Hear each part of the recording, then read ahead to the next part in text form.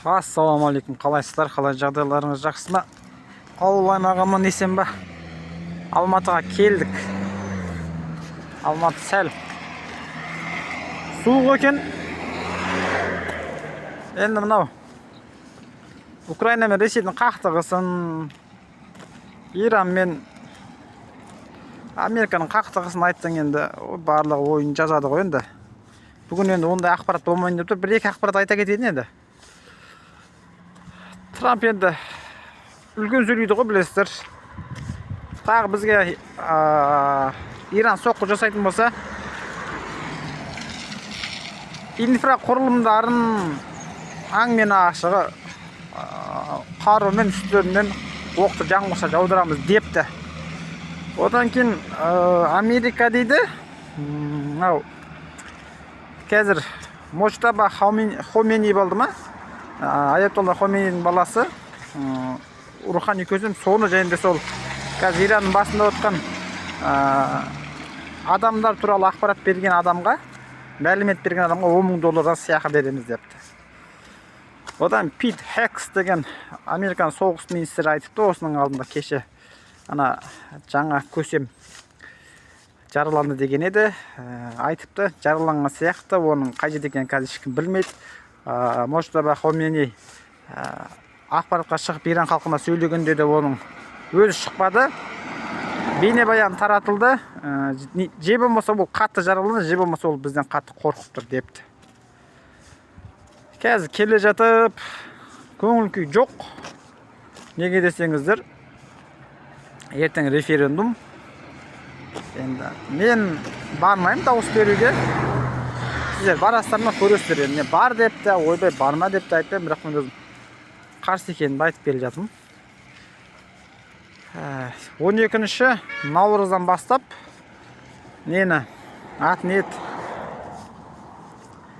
Қазақстанға камералар қойылып, кетіп барсаң бетіңді түсіріп, сені танып, сен егер енді камера енді былай саған штраф жібереді, сен оған келісесің ба, келіспейсің ба, ол бізден сұрамайды ау. Енді келіп жатқандар бар ма екен білмеймін, мен әлі көлік айдап Алматы көшелеріне шықпадым, енді көреміз енді. Бұның алдында да камера көп еді. Қазір енді одан да көбейді деген сөз ғой. Енді былай қарасаң, онлайн жібереді ғой бізге, онлайн. Мынау референдум сайлау дегендердің барлығын неғып онлайн істей салмайды деймін да. Қанша ақша кеткізіп, қанша миллиард кетті ғой оған әңгіменің ашығы. Референдум өткіземіз деген, оны халық қолдай ма, қолдамай ма белгісіз. Білмеймін енді, біздің халықты елі қазаққа жау керек емес деп нақты айтқан ғой. Бас кеспек болса да тіл кеспек жоқ дейді. Мына халық атына сайланып барған депутаттар отыр ғой. Қанша депутат отыр? 100 депутат отыр ма? Штраф сала беріп, халық өзі қазір енді қалай күн көріп жатыр, оны білеме екен, білмейме екен. Енді пікір алаңына кіріп қалсаң, камера жайлы түсіріп штраф келді ма десе, біреулер кебі жатыр уже дейді. Өйтіп қыса бергенде болмайды да, ол бір күн жарылады ғой, халық бір күн жарылады. Халық білмеймін, же болмаса біздің халықты жеп көре ма? Өзің халқың ғой, өзің халқыңды бай бақуатты қылып, асырап қой. Жер байлығын Құдай берді, сен жеке меншігің емесіне. Билік басында отқандағыларға айтамын да. Жағдайын жасап қой 20 миллион халықтың. Сөйтті, айрағайда, тайрағай, потолокқа түкіріп жат. Біз енді уағыз айтады ғой.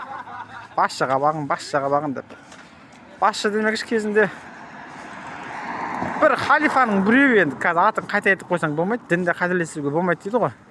Бір халифаның біреуі басшы болып тұрып, халифаны біреу іздеп келеді. Десе, халифа қанша? Қай жақта десең, 4 халифа болған ғой енді. Омар, Осман, Али, Абу Бакр ма? Сөйтсе, Бауда жатыр деген ғой, Бауда. Ол жерде енді құрма ағашы бар. Барса жатыр дейді, басына сәлдесін орап алған.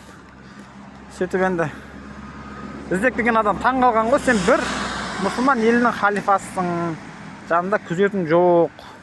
Сен қорықпай жатырсың, потолок, біздің тілметімізде. Потолокқа түкіріп бұл қалай болды десе айтқан ғой. Халқымның жағдайын жасап қойдым. Маған ешкім кеп бір енді бұл мәселелер болады, бірақ тұрмыстық мәселенің барлығын шешіп қойдым. Маған халық бір айтатындай халыққа шытырап салып отқан жоқпын, халықты үйтіп отқан жоқпын, бүйтіп отқан жоқпын. Халықтың жағдайын жасап қойдым, мен де жатырмын. Мен қазір жатырмын, халық маған ешқандай әңгіме айта алмайды деп айтқан екен да, сондай уағыздарды негізі айту керек па деп қаламын жоғары жақтағыларға. Және де бұл мынандай бір заң шығып жатыр дейді. Бұл енді 31-ші арнаның ақпарат таратқан ақпаратты кеше 2 рет көрдім ғой деймін. Енді көлік айдап келе жатасың, енді телефонды қойып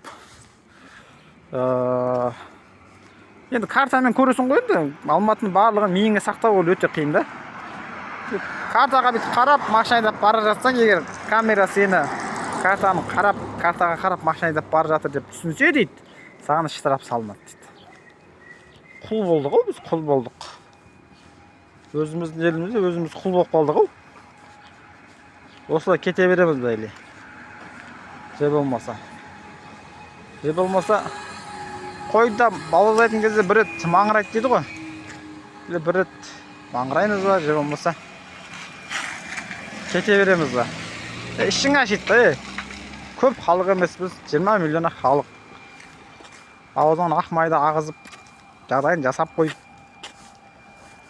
референдумды өзгерте қалсақ ойбай, бүйтіп кетеміз, жастар жылы, ескі Қазақстан, жаңа Қазақстан деп жатыр еді.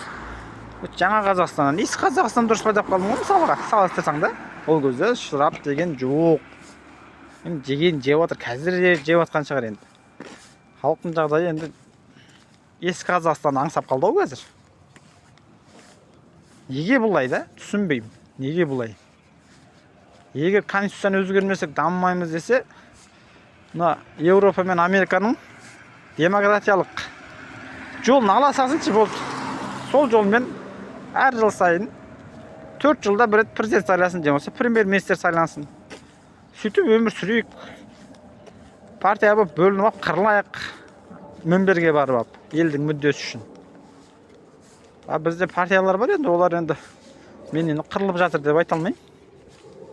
Мына Америкада енді Дональд Трамп пен республикашылдар мен демократтарды енді салыстырады ғой. Демократтардың қолбасшысы Байден десек болады. Байден, Обама, Камала Харрис. Байден кетіп тақтан. Кім?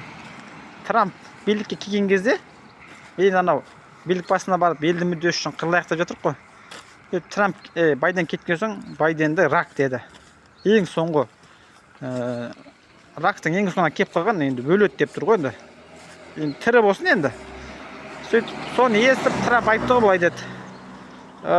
Байден енді жазылып кетсін енді, ешкімге өлім тілемейміз, біреуге өлім тілегенше өзің өмір тіле деген сияқты айтты да. Бірақ деді, ол Байден жазылып кетсін, бірақ бұл ең сорлы президент болды деді. Сөйтіп айта салды. Оңбаған президент болды деді. Сен істеген істерің вообще көңілге толмайды деді. Ауырып жатыр, бірақ соғанда өзінің пікірін айтып қалды. Көңіл айтты, одан кейін айтты. Сен дұрыс істемедің кезінде депші. Бізде қалай? Нұрекең. Конституцияны жақсы құрды 95 жылдан бастап. Осы конституция мықты деп қай жылға дейін келді? Бүгін қай жыл қазір? 2026 ма? 2020. Ой. Нұрекең болмаса болмайды. Осы конституцияны қолдансақ біз дамып кетеміз.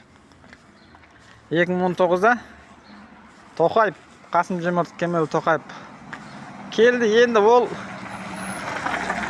конституция жарамай қапты.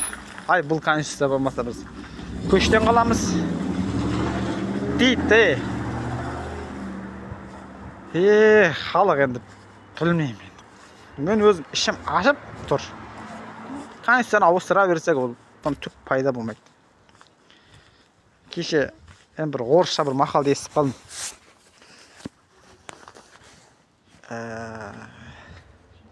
Енді орысша менді білесіздер, енді бір екі тарелка орысшамыз бар. Чем ближе крах правительства дейді. В общем, былай ғой. басқарушы тап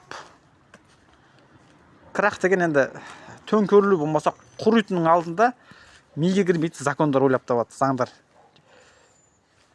Қалай айтсам екен, қалай болып кетті өзі? Орысшасында ұмытып қалдым ғой.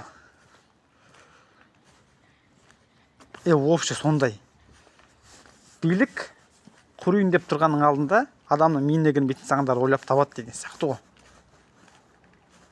Енді бізге енді білем, бұл заңдар тығып жатыр, одан басқа ештеңе болмай жатыр. Кеше бір бауырымыз пост салып қойыпты. Енді дін жағынан салған ғой, енді бетті. Аллах тағаладан қорқып, енді Аллах тағаладан қорқып ауыз бекітеміз ғой, ауыз бекітеміз дейді. Ауыз бекіттік дейді. Үкіметтен қорқып ауызымыз жаптық депті. Сөйтіп оның астына біреу бұндай жауап жазып қойыпты. Аллах тағаладан қорқып ауыз жапқаның жақсы депті. Бақ кезінде пайғамбарларымыз Мұса, Иса біз танитын. Көп қой енді. Мұхаммед саллаллаху алейхи вассалам олар үкіметінен қорқып аузын жаппаған, оларға айтатын айтып қалған еді. Біздің пайғамбарымыз Мұхаммед саллаллаху алейхи вассалам демократ болған ғой. Келген кезде барлық бұтқа табынып атқан, ойбай табынбасаң болмайды деп. Келді де бұлардың дұрыс емес деді мысалға. Сондықтан не істейміз? Халық бір рет маңырап қаламыз, же болмаса маңырамаймын. Не болады ертең? Ертең кешке жақын бет шығып атпай ма? Халықтың 99-да жоқ, 90%-да қолдады, ойбай деп. Жақсы, байланыстамыз. Ауыз ашуға келдік.